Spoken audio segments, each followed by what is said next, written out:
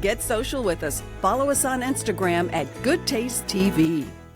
Up first, a shout out to our sponsors. In the unofficial world of deli greatness, Ziggy Gruber wears the triple crown. This owner and chef of the 25-year-old Kenny and Ziggy's New York Deli and Bakery in Houston has run 3 very successful delis. He's the 3rd generation in his family to own a deli. And Texas is the 3rd U.S. coast where he's educated the population on how life without a great deli really is no life at all. His triple wins have made him the #1 deli in the nation. And lucky for us, he's in Houston. Hi, everybody. Welcome to Good Taste for the Soul. I'm Tanji Patton. Today, we're talking wine. If you're a wine fan, you're always looking for a fun new wine. I know I am.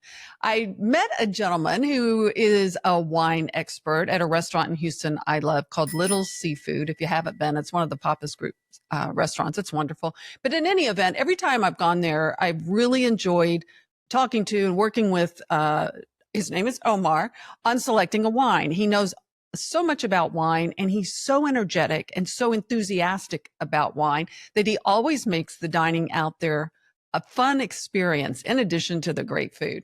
But in any event, I wanted to invite him on the podcast so all of you could meet him. And he had a particular wine region he wanted to talk about. It's a region in Spain that doesn't get a lot of attention, but the wines are really wonderful for the part of the world that we live in, where we have lots of hot weather. So today, you can tell I've got the wine bottles open and they're ready to go. Let's get started.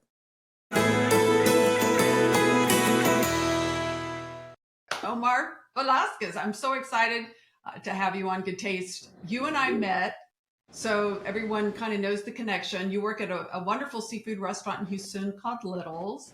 And I wanted you specifically, I wanted to invite you to be on the show because when I go there for dinner, I absolutely love the way you talk about wine. And you have this great upbeat attitude, and you know a lot about wine. And I can tell the topic itself excites you, and you always inspire us to try a new wine until we land on one you recommend that we love, and then we get stuck on that for a few times. And oh, it happens. I definitely go back to the options I love, so I do not blame you, honestly.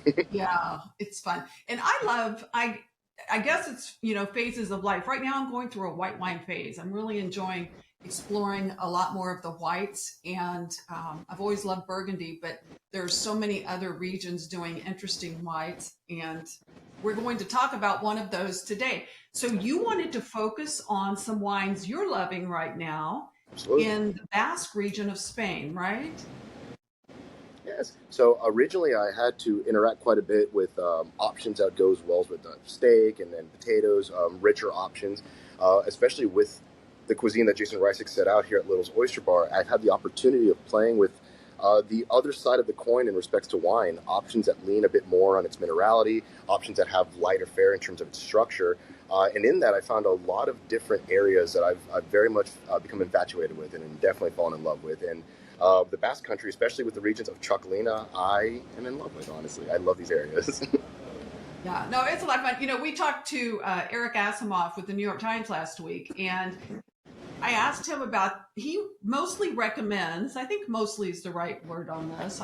It's not all old world wines, but he does recommend a lot of European wines, in disproportionately, I think, sometimes to domestic. But the fact of the matter is there are so many different grapes produced on the other side of the ocean.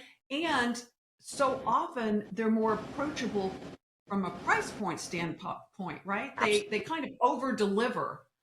Mm-hmm. It's these smaller areas that traditionally were for farmers making wines for their families, making wines for their friends, something that's a bit more jovial and something that was designed for the area. It's a lot of fun because you can find so much value from a very underutilized region, and it's very high quality.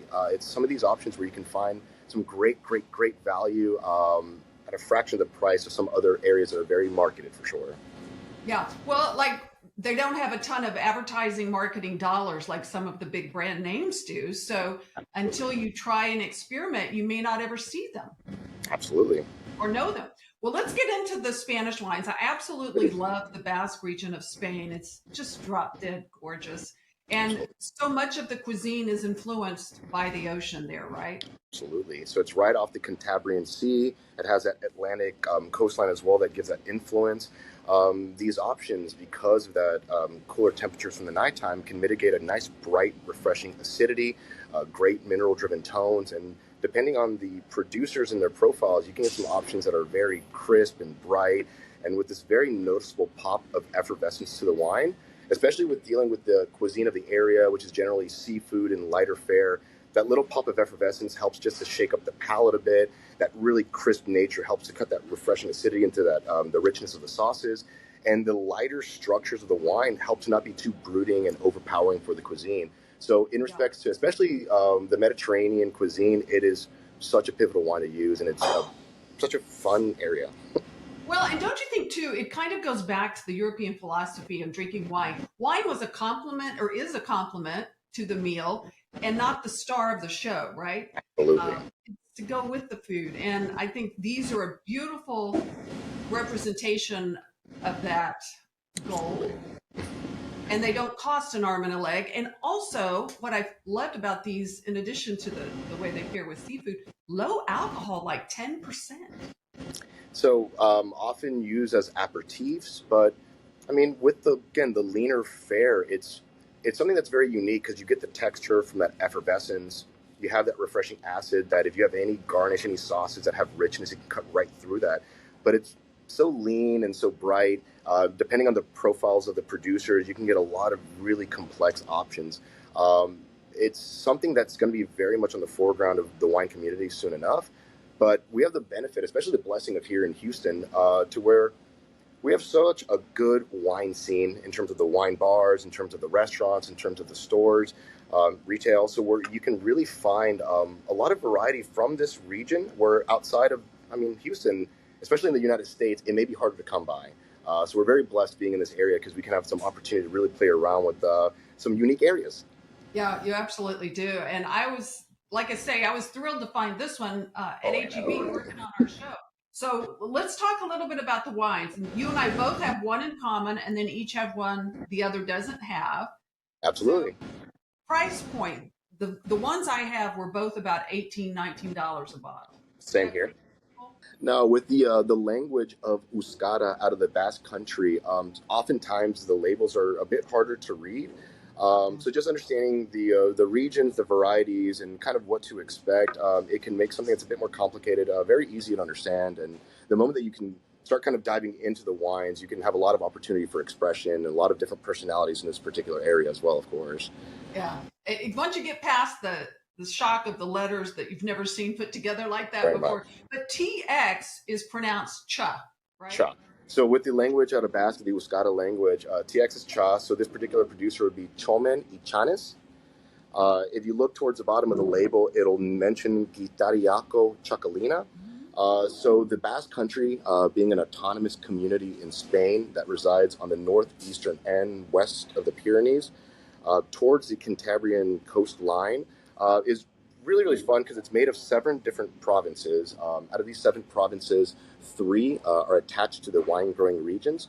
So this particular area is around the township of Guitaria. So in reference to the label, it's Guitariaco Chacalina or Chacali of Guitaria. This particular option being on the eastern end of the Iberian Peninsula, right where the border of France and Spain reside. With this, the grape variety of prominence is Andarabi Zuri. 90% of production is white wine, 95% of the production is of the variety of Andarabi Zuri. Green indigenous grape out of the area, making, again, really, really fun wine. This particular option being 100% Andarabi Zuri. It is stainless steel fermented with one of these particular options that has that very low alcohol, bright, refreshing acidity, and very noticeable citrus forward nuance in terms of the wine. So it's one of these options, especially let's taste, right? With one of these, It's one of these. To me, if someone is a fan of Sancerre or Chablis, absolutely, it's in that style and about half the price. Yes. It reminds me a bit of some really quality level Vino Verdes, the Yeah. Greek Assyrtikos, where it has this salinity onto the wine. It has that lean structure, and the same way that the cuisine of the areas are coastal influence, it does pair well with that same cuisine. So, seafood friendly wine that can also just be drinking on its own. It has a lot of really fun texture. It has that really fun, refreshing acidity. So it makes it very refreshing and very palatable when you're drinking through. As sure you notice, there is that pop of effervescence, and there's a very subtle sea spray or just salinity onto the wine, which again plays well with cuisine because it plays with some of those savory elements and kind of acts like that accent of citrus or lemon that you would put over any type of cuisine. Anything that you would squeeze a bit of lemon over, this has enough acid to really kind of match that nuance for me. Well, and it would cut through some richness too. So with certain foods that you don't want another big rich wine to go with, I think this would be fun too. For Absolutely. It's funny working at the Papa Steakhouse with Stephen McDonald and all the guys over there. I had a lot of opportunity on one side of the coin to play with these kind of rich and textured red wines that fare well with the cuisine. But I had to kind of flip the coin and try something a bit different with this cuisine, especially with Jason Reisick's menu, leaner fare that's very classic in style.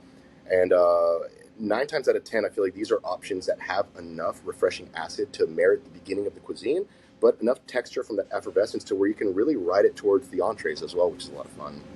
yeah, well, I would say too at Little's. I mean, you have such a great starter choices for seafood. It's fresh. The raw bar is amazing. Um, I can go on and on about that. So this would be a good oyster wine. Absolutely. The traditional pairings at one point were Chablis. I mean, Chablis was very much in the foreground in terms of Eurocentric wines that pair well with shellfish. But the modernization in terms of the wine community, I feel like this has become a bit more of the modern pairing, which does pair very well in my personal opinion. No, I like it. So what would be the difference in regions? So the two wines I have here are both this exact grape, Mhm. right? And are the flavor profiles in this region different? I mean, do some producers, these don't see oak, do they? No, they can use barrique barrels, but nothing over a 350-liter barrel. Although a bit uncommon, the traditional style being stainless steel fermentation.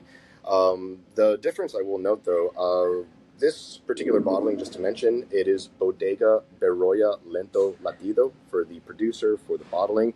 It's actually out of the western area of the province of Biscay. So it'd be Biscayco Chacalina opposed to out of the township of Guitaria or Guitario Chacalina. A lot of the modern producers have made their way out west towards this specific area, where a lot of the classic and kind of iconic producer that started the modernization of the era in the 80s have resided in Guitariaco. So you can see a bit of difference in terms of the traditional style and the modern style. Whereas the not a sign of the traditional style, but a lot of these producers will use 100% grape varieties. This being 100% Andhra Missouri through stainless steel fermentation, and it's very lean, clean, bright, and citrus forward. Whereas your Bodega Beroya, it's 85% of that same grape variety of Andhra Missouri, but it actually incorporates some grape varieties that you might know from around the world. There's a portion of Riesling in this particular bottle. There's a bit of Petit Corbu, which is known out of the western area of France. So there is a bit more of experimentation towards the western end, towards the region of Biscayco Chacalina. So you can find a bit variance in respects to styles and structures. We even have a few bottles on our list here that are aged in French amphora clay barrels, which round some of those sharper acids, which add a bit to the texture. Whereas options, not always, but commonly out of the Guitariaco region, being very streamlined, where it's stainless steel, bright, zippy, crisp options.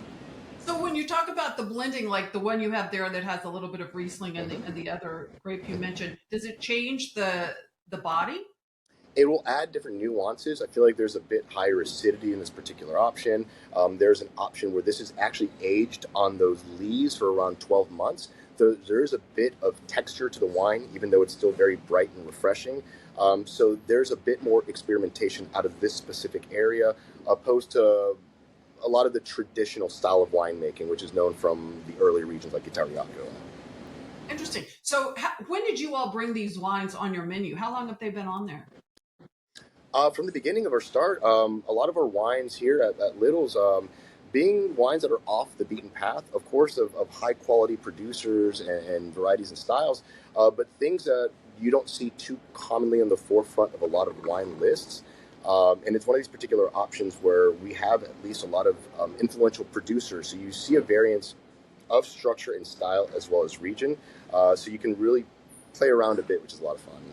Yeah, and the one you have on the wine menu, is that available in Houston as well, or retail wise, or is it strictly an inside deal that only?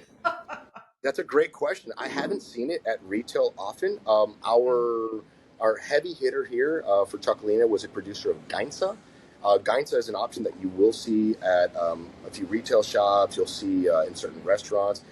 Then with Chomin y Chanes being having a bit more reach in terms of the distribution in the United States. But a few of these producers, such as Rezabel, Bodega Beroya, even Aussie Barriock, being a bit more boutique and somewhat harder to find. So I haven't had any luck finding this one per se in the wild, although I'm always on the search, to be honest. Well, don't you think these are really good spring, summer wines for where we live in Texas?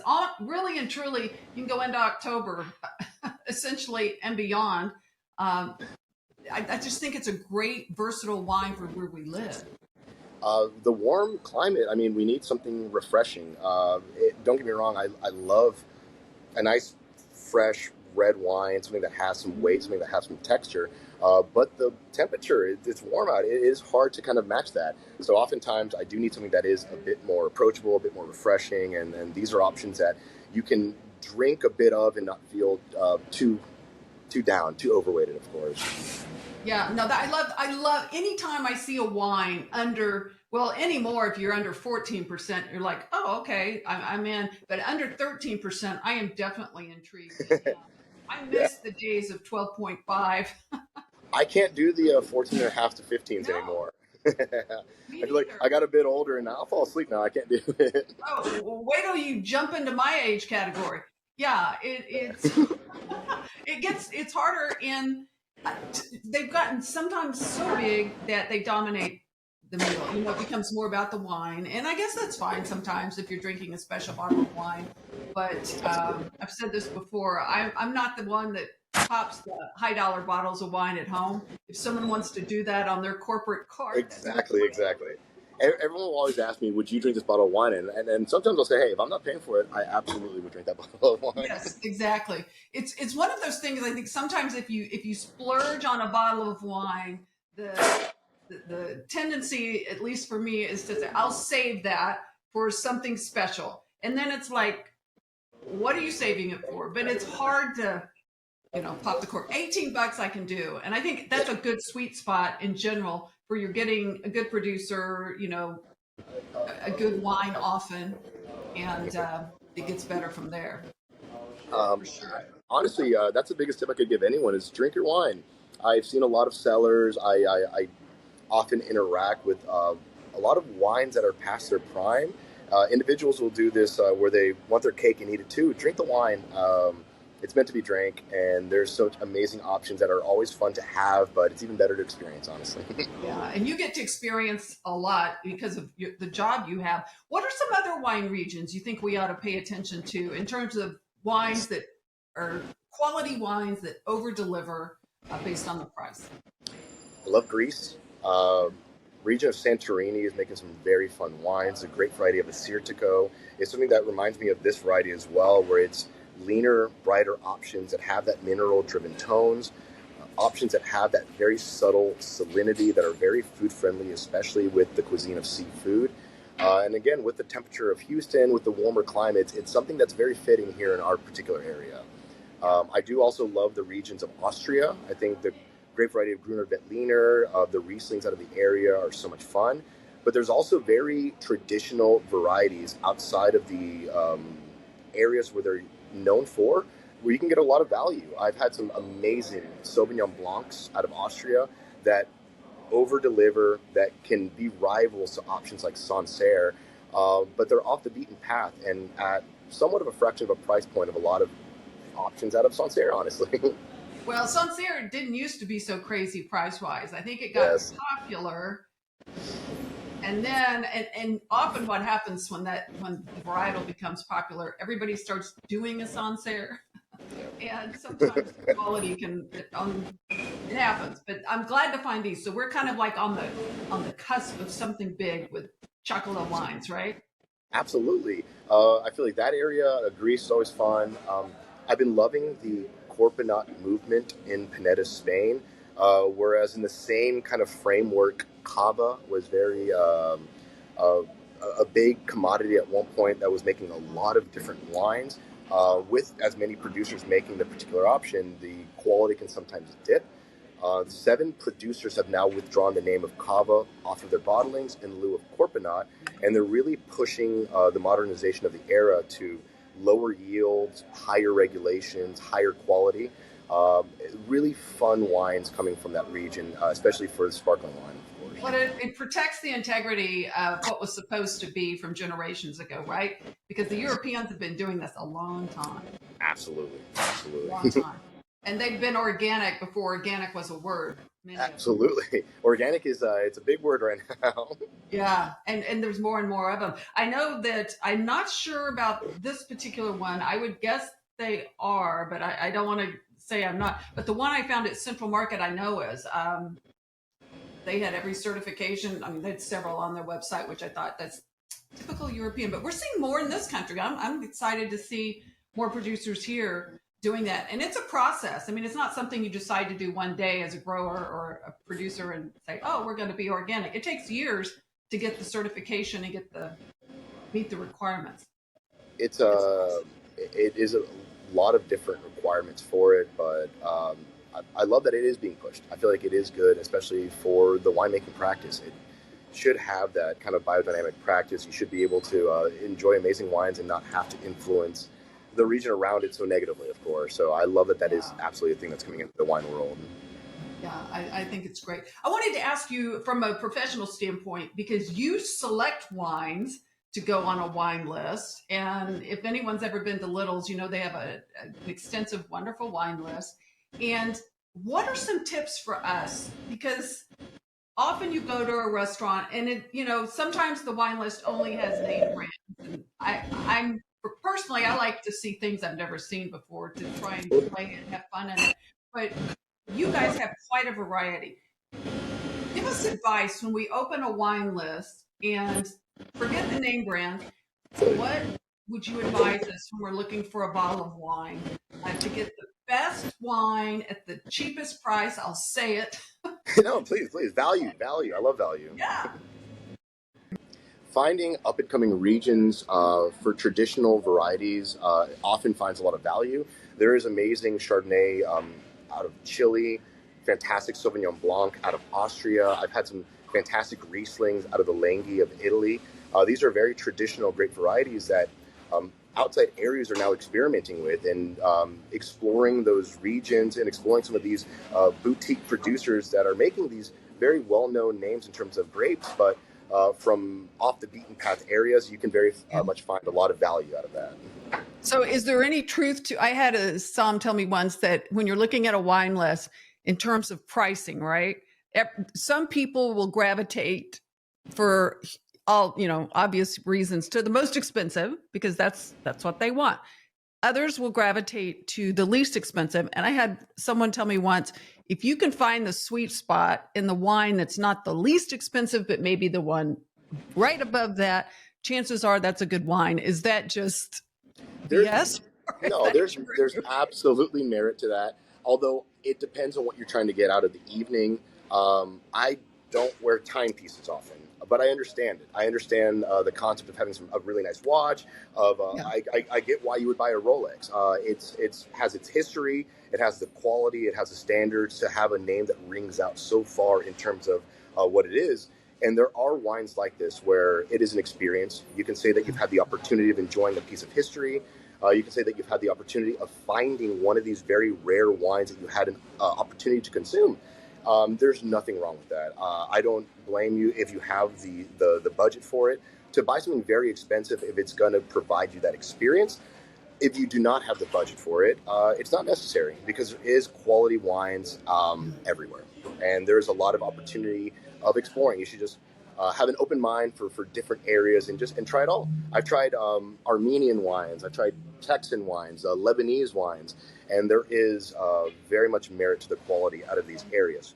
Not to say that you shouldn't spend money on some fun wine if you have the opportunity, if it's a special occasion. You'll always remember those bottles, and they will always hold a place in your heart. So I very much support that. Yes. That is true. What do you think of Texas wines? Do you guys have any on your list? We do. The Dukeman Winery making some very fun Alianico, Vermentino. I am a fan of Texan wines. I had the opportunity of being one of the judges at the Texas Rodeo Wine Competition, and I had an opportunity trying a lot of Texan wines, and there is a lot of really fun wines coming out of the area, and I'm only going to guess that from this point forward, the quality will start raising.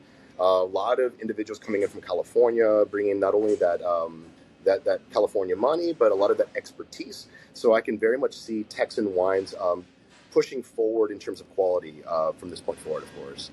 Yeah, they've come a long way just in the last 10 years, I can tell you. And they have found, and they're continuing to find the varietals that grow best. You know, most of the grapes, I think, are produced in West Texas, a large majority. And they're finding what works. You know, Texas is challenging weather-wise. Well, it's funny because even California, I mean, of course, in like the 70s and 80s, were viewed as farmers just making, not low quality wine, but wine that wouldn't live up to the acclaim of some of the European wines. And it took a bit of time, but California is very much in the forefront in respect to quality level. And I would hope to see Texas being in that same framework, where right now we're regarded as a lot of farmers making wine for the area around it, but that soon enough, it can push forward in terms of quality to be something that can be recognized on that same platform or standard as something like these fun California wines. Yeah, California does a great job. It's just the real estate has gotten so expensive. Unfortunately, it affects the price of the wine. But hey, greatness has its price, right? It does. And there's fun areas in California where it's not so marketed, but true. It does get expensive. True. Absolutely. How did you get interested in wine?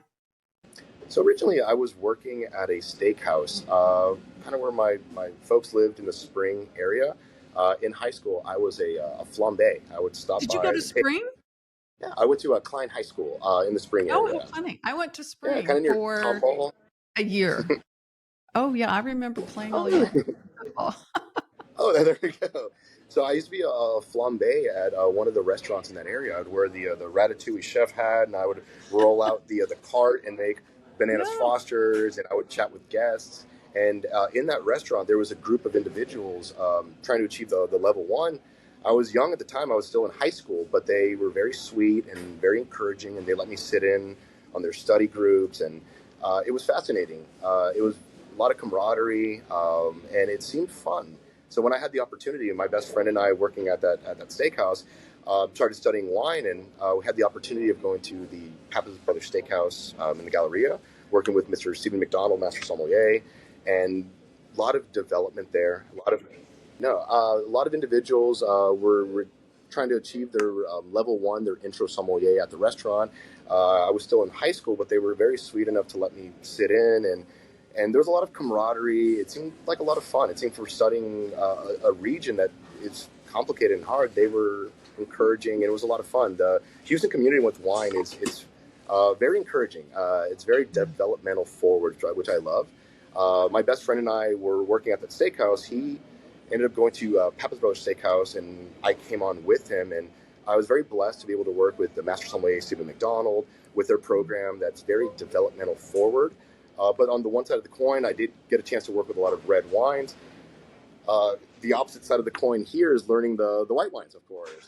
But especially with the groupings here in Houston, there is a lot of opportunity to develop and to grow here in Houston, of course.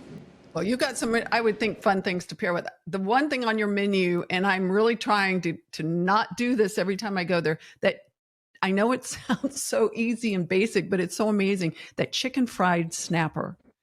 I had It's that the amazing. It's first time I came fantastic. to your restaurant, and it is hard not to order it every single time. What That is pairs so with funny. that? Bubbles. It's like fried chicken. Anything fried, something that has that high acid like bubbles, something that has that crisp nature, that coarse bubbles. It does pair very well. And it may sound not som oriented, but beer. I love beer. I feel like chicken and Do beer you? always works well. And then chicken fried snapper and the nice cold lager, it works very well together as well. But bubbles does work. Yeah, bubbles with anything on my list. I just am a huge champagne fan, or bubbles in general, but particularly champagne. I love champagne. And you guys have a great list. It's always a wonderful experience. And I'm really excited you took the time to be with us, because I know how busy you are. And I know this is a very busy work day as well for you guys.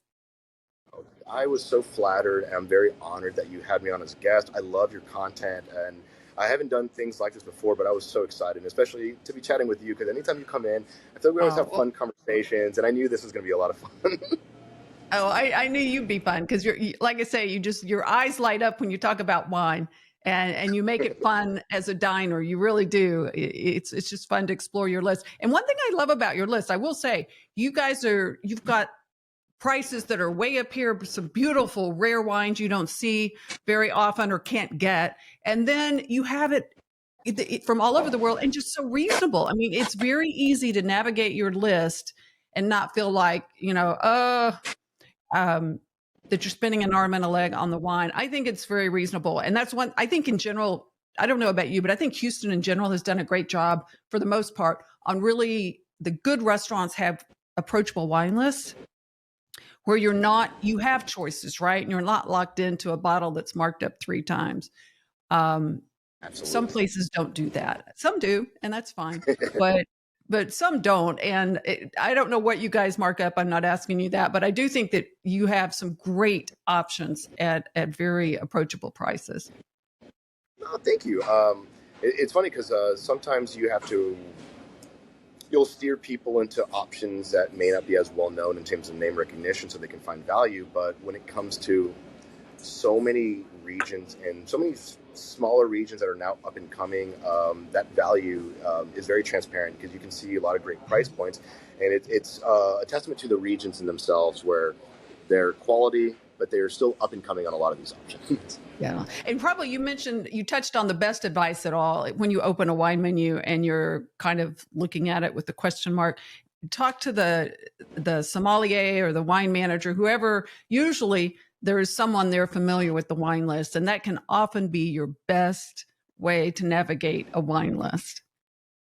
Absolutely. And especially with Europe, there are very influential producers. And let's say if you're doing something like Burgundy, finding a fantastic producer and getting their entry level options, their Bourgogne options, you can find great value and high quality.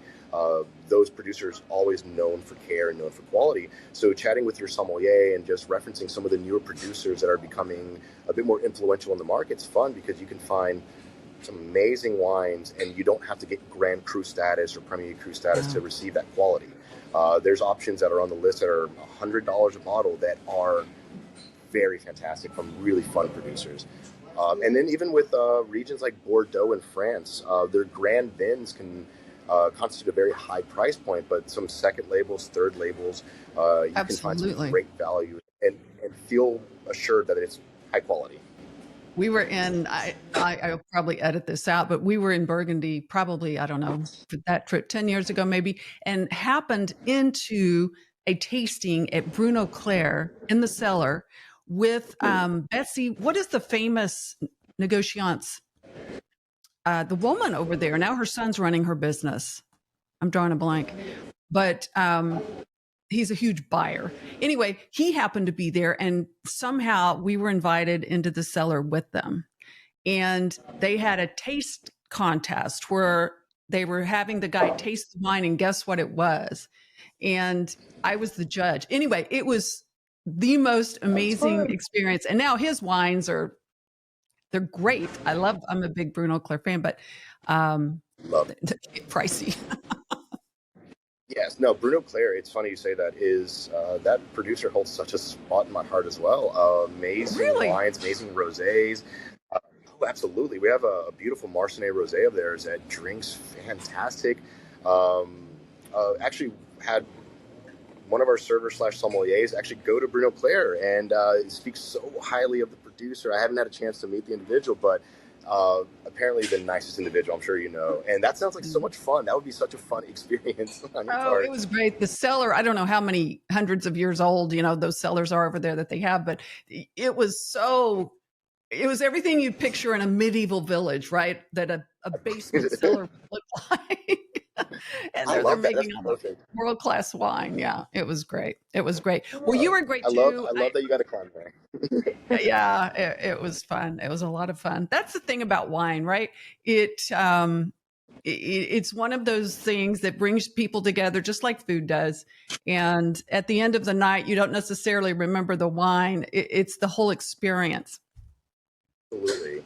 Uh, Bottles will take you to a certain spot. It's like hearing a song when you're on a date, or it's like seeing a movie when you were a kid. You watch, Three Amigos or The Goonies or however, when you're older, it takes you back to when you saw it the first time. And bottles are the exact same, where there are certain bottles that I will gravitate towards because it does hold a certain experience in my heart.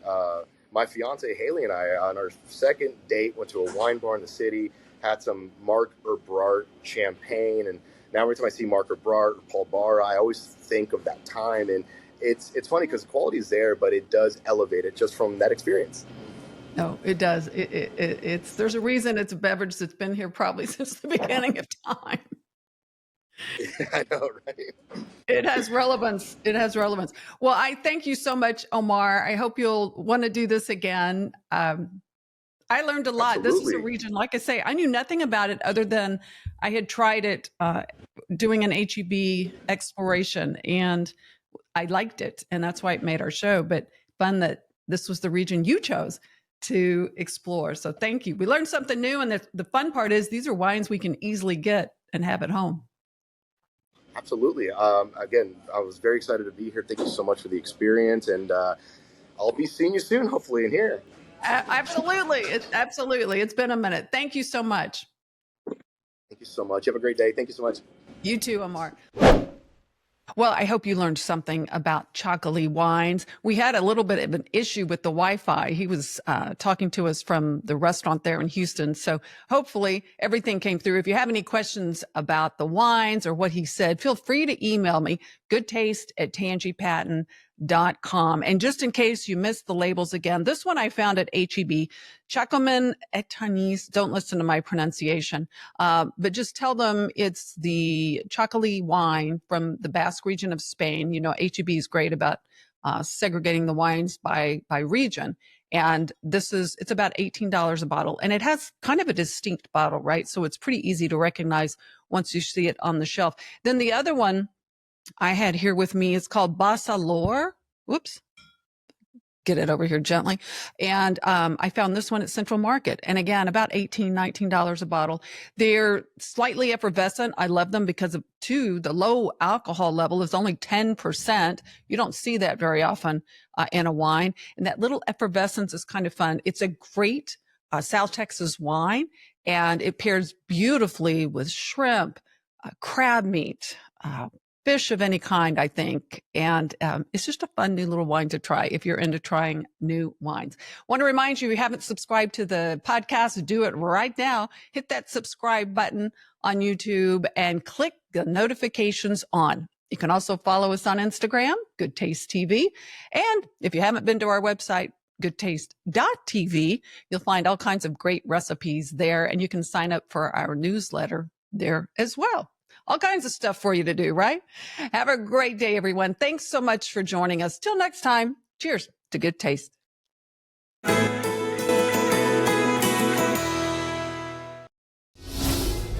Get social with us. Follow us on Instagram at Goodtaste TV.